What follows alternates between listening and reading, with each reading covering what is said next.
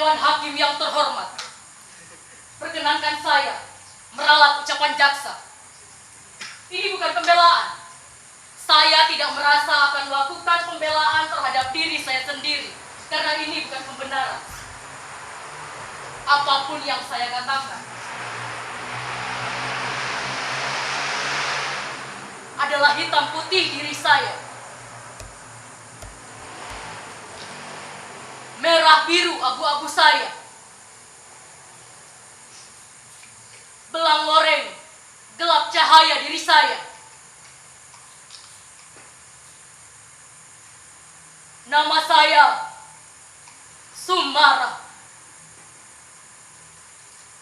Seorang perempuan, seorang TKW,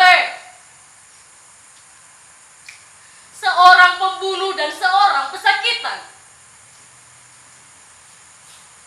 Benar atau salah yang saya katakan menurut apa dan siapa, saya tidak peduli. Ini kali terakhir saya biarkan mulut saya bicara. Untuk itu Dewan Hakim yang terhormat, biarkan saya bicara. Jangan ditanya dan jangan dipotong. Kalau waktunya berhenti, saya akan diam. Saya akan diam selama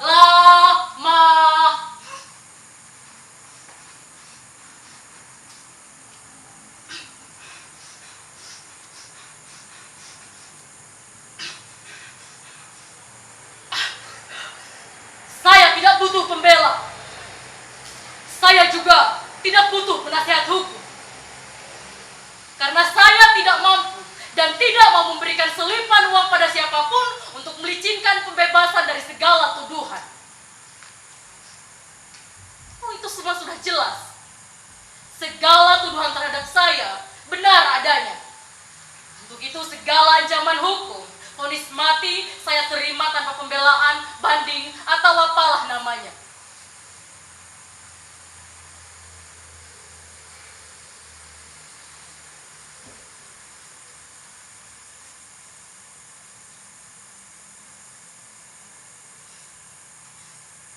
Nama saya Sumara. Umur kurang lebih 36 tahun. Saya ini seorang TKW. Iya, babu.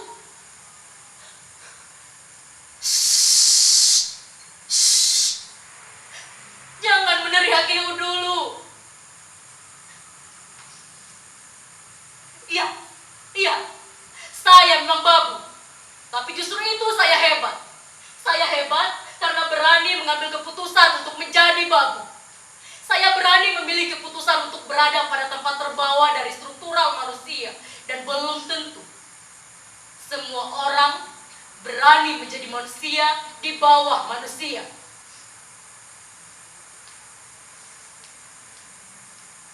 Iya, inilah saya, Sumara.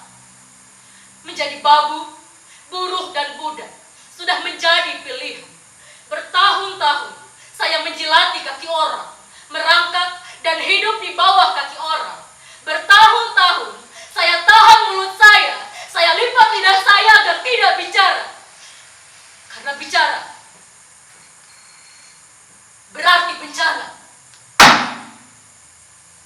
Bencana bagi perut saya. Perut Simbo.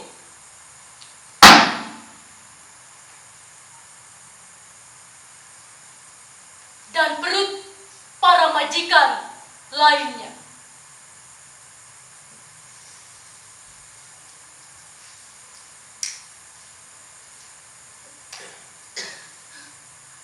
Tolong, kali ini izinkan saya mendongak dan membuka suara. Dari kecil, saya tidak berani mendongakkan wajah.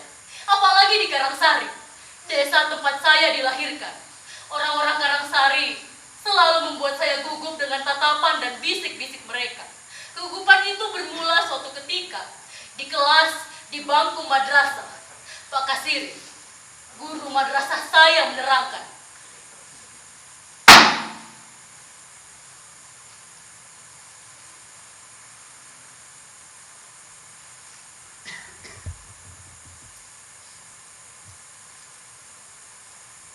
Pembunuhan para jenderal itu dilakukan oleh sekelompok orang yang sangat kecil yang tergabung dalam organisasi PKI. Saya ulangi anak-anak, mereka tergabung dalam organisasi Partai Komunis Indonesia.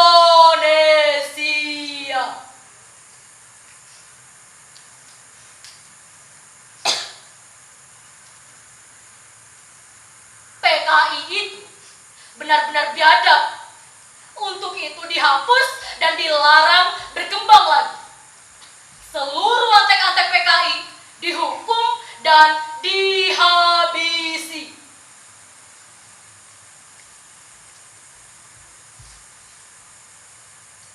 Saya mendengarkan dengan takjub sambil membayangkan betapa jahatnya orang-orang membunuh para jenderal itu.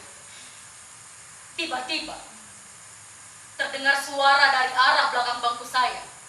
Sedikit berbisik tapi jelas terdengar.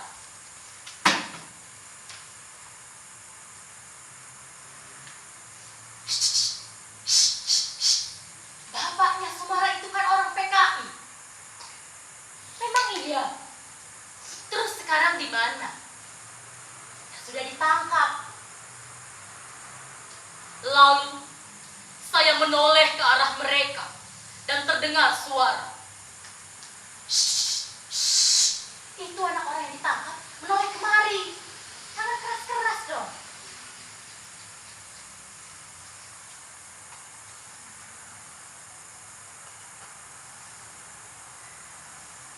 Malam hari, saya memberanikan diri untuk bertanya pada Simbo.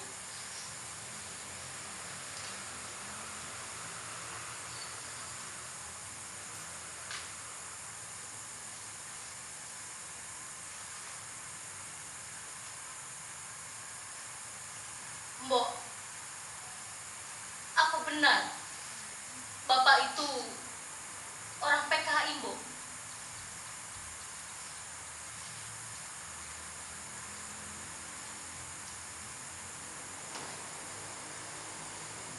Suatu malam, bapakmu sedang sholat di masjid. Tiba-tiba, Den Projo dan 2 orang tentara lainnya datang ke rumah untuk mencari bapak. Setelah bapakmu datang, 2 orang tentara itu menyeretnya. Mereka menyeretnya. Mau bertanya, tapi Den Projo menghardik dan berkata, "Hei, apa kau mau diseret juga? Menurut saja dulu."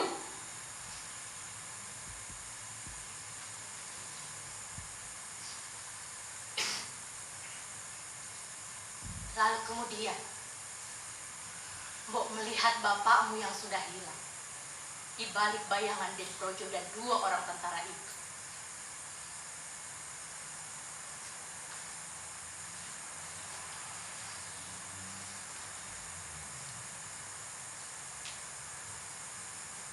Kata orang, pendidikan bisa melepaskan diri dari keterjepitan.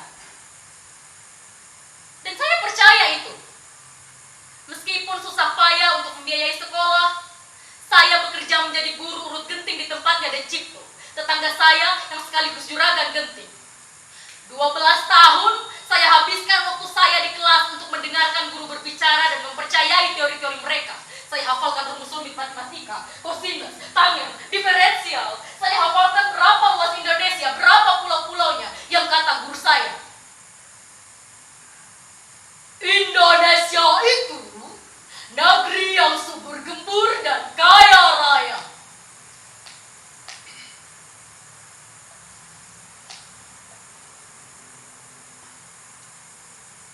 Dan yang paling saya hafal adalah butir-butir Pancasila. Kita harus mengembangkan toleransi. Kita harus mendahulukan kepentingan negara di atas kepentingan pribadi dan golongan. Kita tidak boleh hidup boros. Kita harus musyawarah untuk mufakat. Kita harus begini. Kita harus begitu.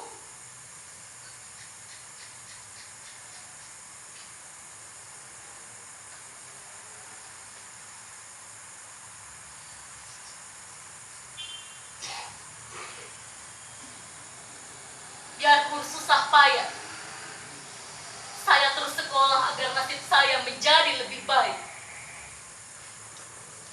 Saya punya 3 ijazah dengan nilai yang cukup bagus. Bahkan nilai di SMA saya lebih bagus dibanding teman-teman yang lain. Saya bangga sekali karena pernah mengalahkan monster yang paling ditakuti anak-anak sekolah, guru-guru, dan kepala-kepala sekolah seluruh Indonesia, yaitu Eptanas. Tapi kebanggaan itu runtuh ketika di mana-mana saya terdepak dari pintu ke pintu untuk mencari pekerjaan, terjegal karena bayangan Bapak yang terus menguntit di belakang nama saya.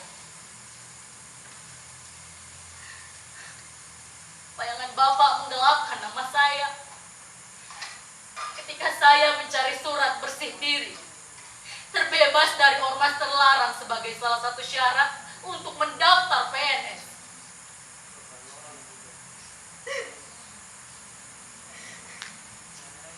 Bapak!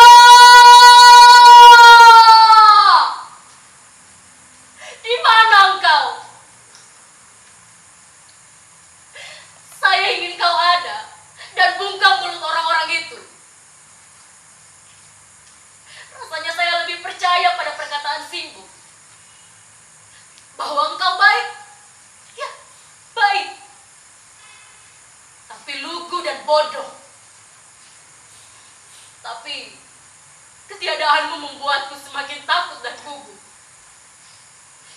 Kalau benar bapak saya bersalah, kalau benar Kang Suliman bersalah, lantas apa iya saya, Simbo, Yudarsi, dan Kang Rohiman harus menanggung dosa itu selamanya?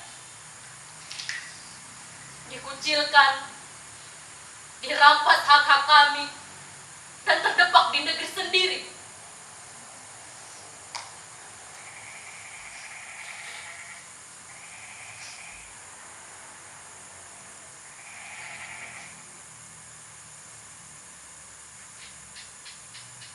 Dengan usaha keras dan mengalami banyak kesusahan, saya akhirnya mendapatkan pekerjaan di gudang beras yang terletak di kota. Pemiliknya baik sekali pada saya.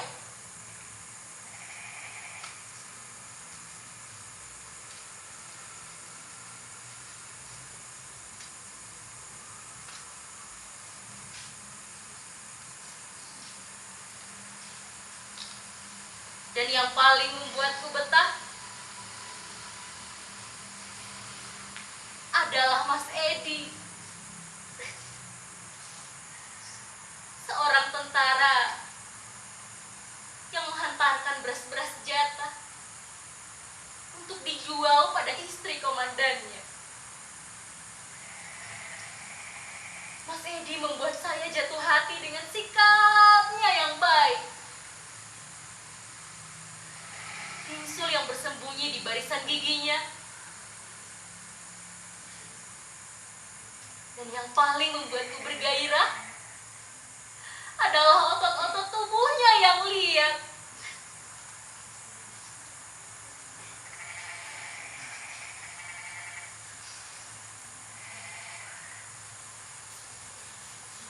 Kadang diam-diam saya membayangkan lengannya yang kokoh itu memeluk tubuhku.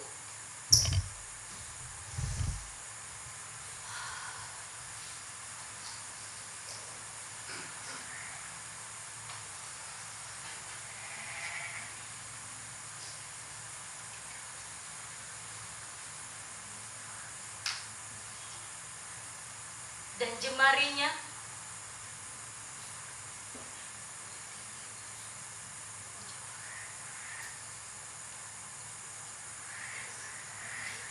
membelai tiap helai rambutku.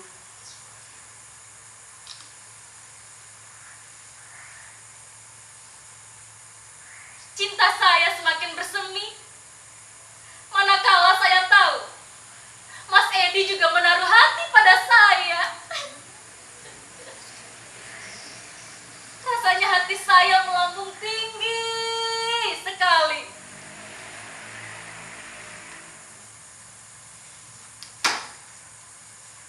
Tapi untuk kemudian terpelanting dan jatuh ke jurang yang curam.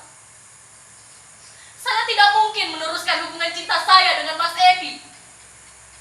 Saya juga tidak mungkin membumikan impian untuk menjadi istrinya. Mas Edi kemudian menurut teratur setelah mengetahui sejarah keluarga saya. Sebagai tentara, haram jadah hukumnya jika mempunyai istri seperti saya. Lagi-lagi bayangan Bapak menggelapkan nama saya. Untuk itu saya putuskan berhenti. Saya pamit. Saya ingin pergi jauh. Saya ingin berlari di mana bayangan Bapak tidak dapat menguntit lagi.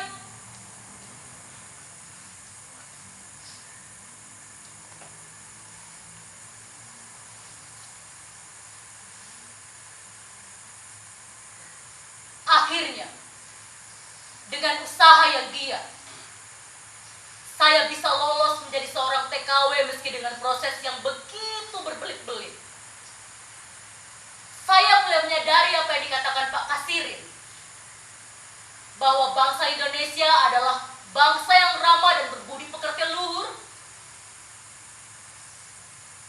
Semuanya adalah omong kosong belaka. Saya juga semakin sadar bahwa segalanya akan menjadi mudah dengan selipan-selipan di kantong Pak Lurah, Depnaker, Calo, si Anu, juga si itu.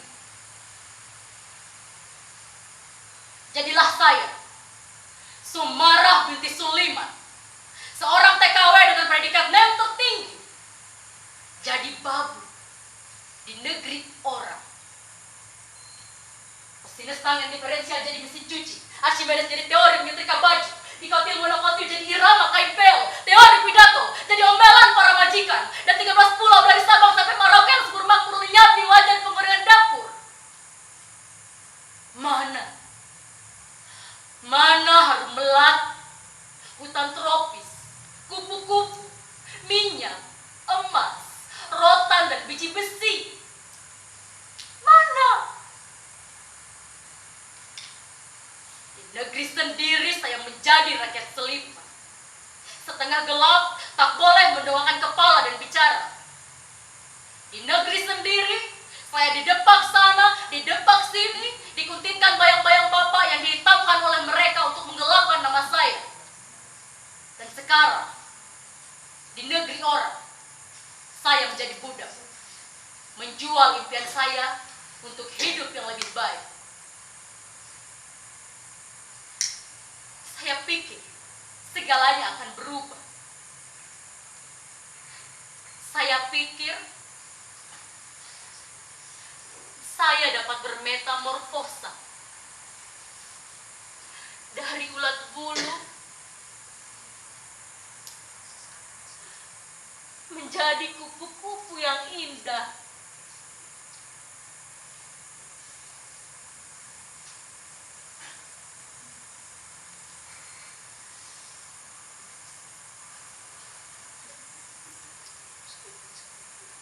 Tapi ternyata Sumarah tetap saja kandas.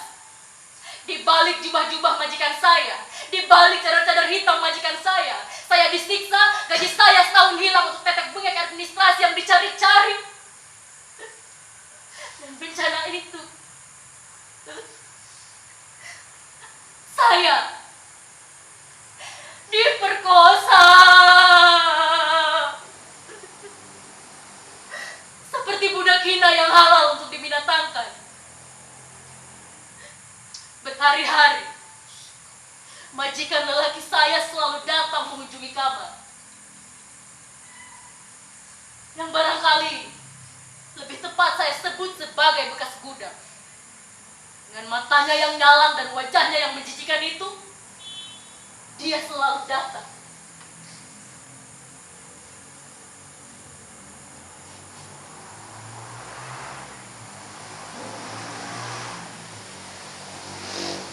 Meraba tubuh saya.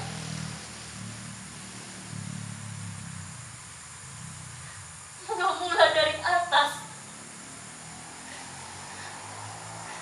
hingga ke bawah.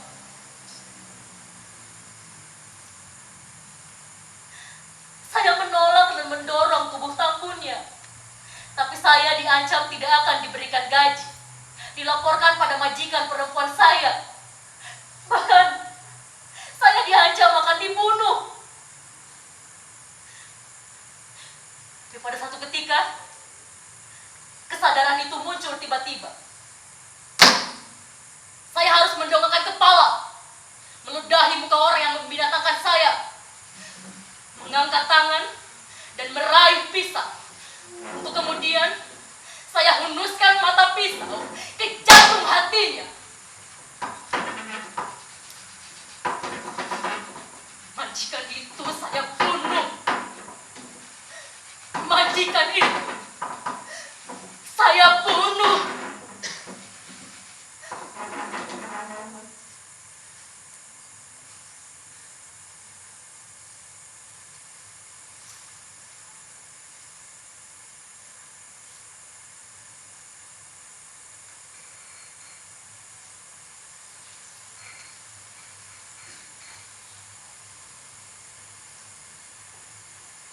Dewan Hakim yang terhormat,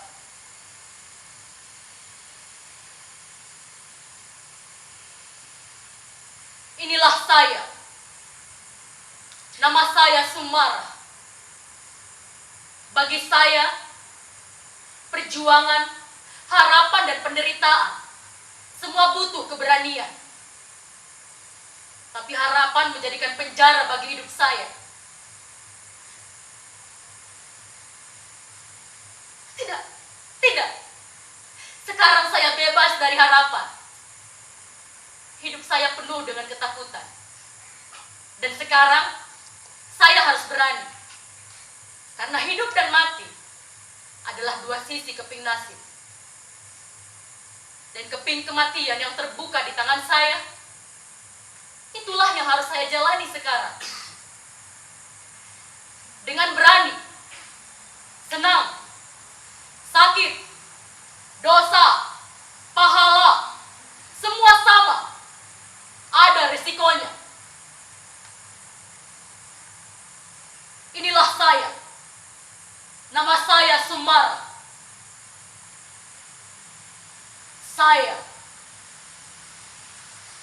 siap mati.